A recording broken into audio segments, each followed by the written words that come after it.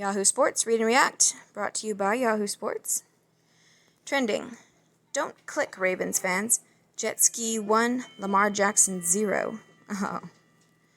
Are the Lakers divided about returning from quarantine?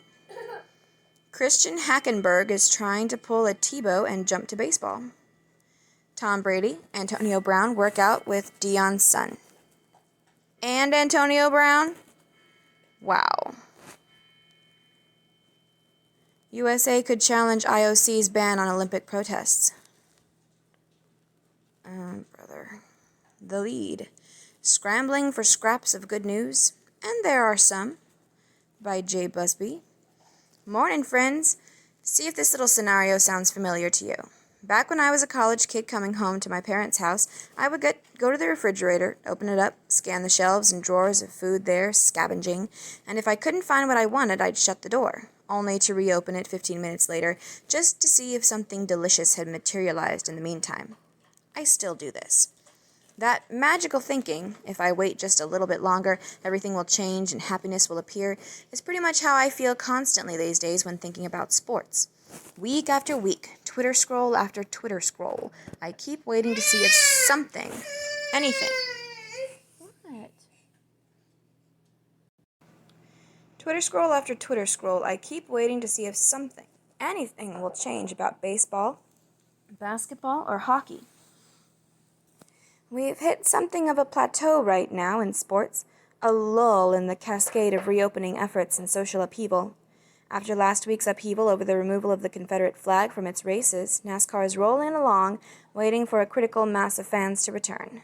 After seeing everyone from stars to the commissioner pledge to support protesting players, the NFL is in a holding pattern, waiting for the potential fan backlash and the inevitable scorching presidential tweet. Baseball, as it always does, is managing to simultaneously shoot one of its own feet and take a chainsaw to the other. You get the idea. There is good news, though, and that's what I'm hanging on to right now. NASCAR is trundling right along, apparently without infection to date of drivers, crew, or on-track personnel. Golf returned this week, and as strange as it was to see a tournament without fans, the Charles Schwab Challenge gave golf fans the jolt of a star-laden leaderboard and a playoff. But here's the really cool thing. Take a look at that photo above. It's a rugby match between the Otago Highlanders and the Waikato Chiefs in New Zealand.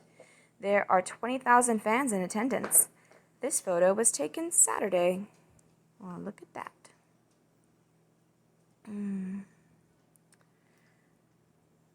New Zealand has run COVID-19 out of the country. There are no cases whatsoever, and that means everyone there can gather just like old times. No masks, no social distancing. Sounds like heaven, doesn't it? Yeah, New Zealand is very small.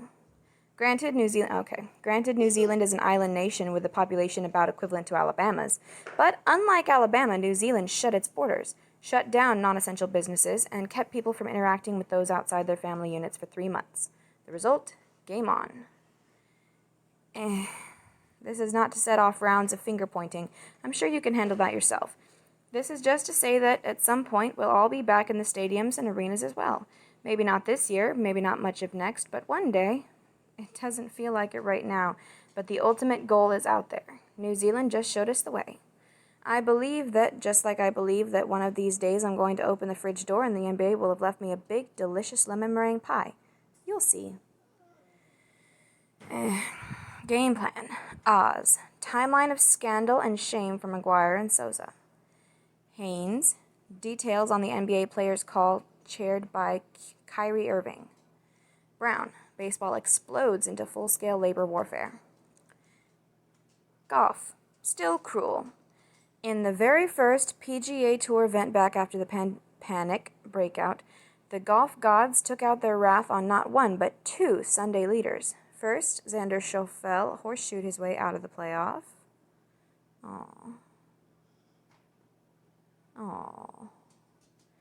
Then in that playoff, Colin Morikawa, how is that even possible?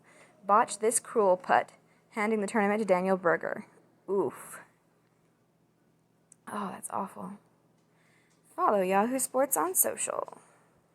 And that is it for Sundry Sports.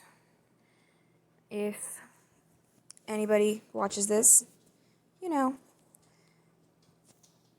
be cool if you subscribed. But whatever. Thank you.